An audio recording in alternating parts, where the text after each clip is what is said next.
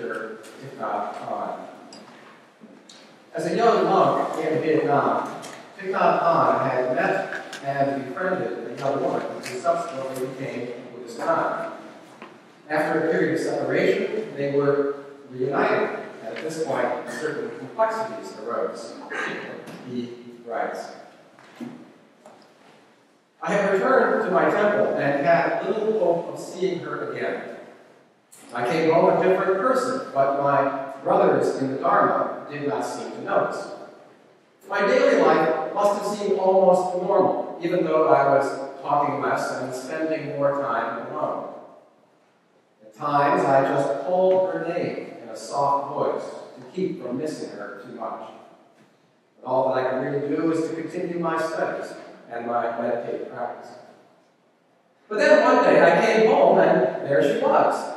She and another nun had moved into an abandoned temple near ours in order to set up a center where nuns could study and practice and engage in social work. And we 6 male monks were very happy to have these Dharma sisters near us who shared our ideals and our aspirations. And I proposed that they join us for Dharma studies.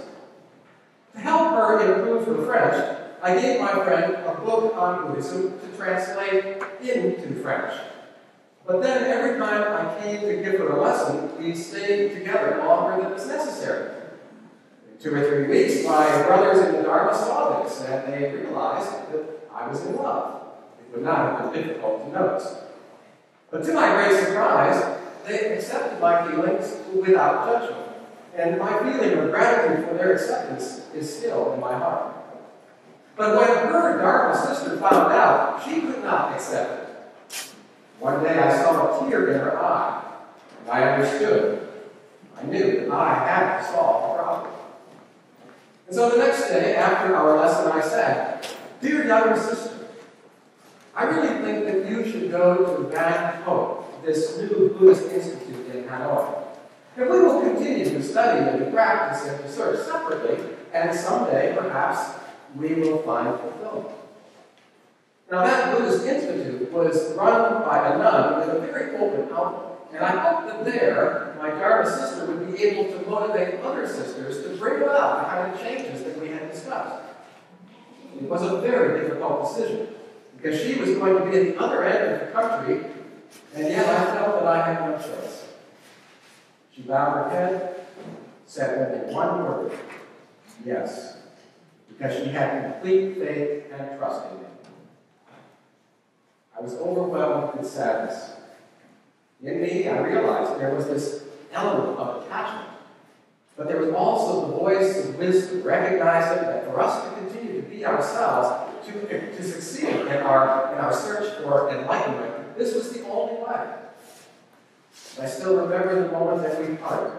We sat across from one another, and she, too, seemed overwhelmed by despair. And then she stood up, came close to me, took my head in her arms, and drew me close in this very natural way.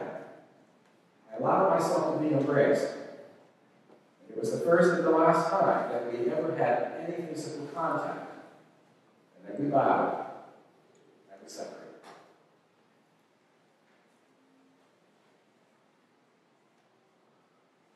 The second selection is a poem excerpted from a book entitled Seasons of the Self by University's minister Nhat, Coots, who for many years served our congregation in Canton, New York.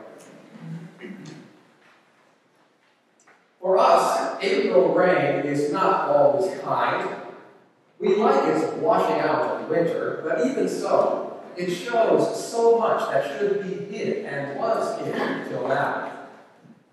Caught in broken stems, wedged in around the lilac's base, or scattered where the grass has not yet grown its green, are so many lost and forgotten and shabby things.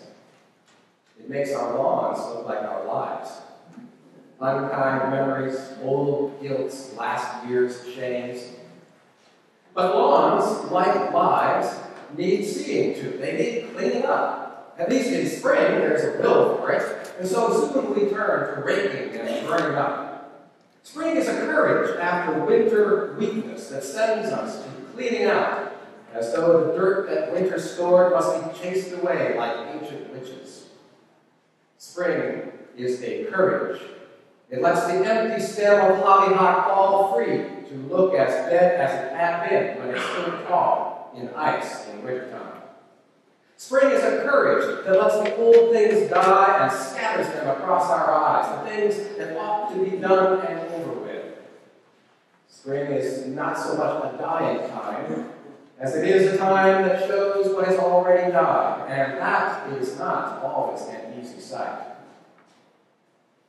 There ought to be a season when we have to recognize the living from the dead, and early spring is such a time. Now, we need not look. We can turn our eyes away, I guess, and let the later grass grow up around the time-lost things. We can fool ourselves. We can. But come another spring, and there will be, and more besides.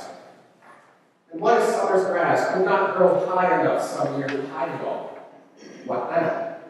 No, it's better to have to see it all each spring, to somehow rake it up and burn it up.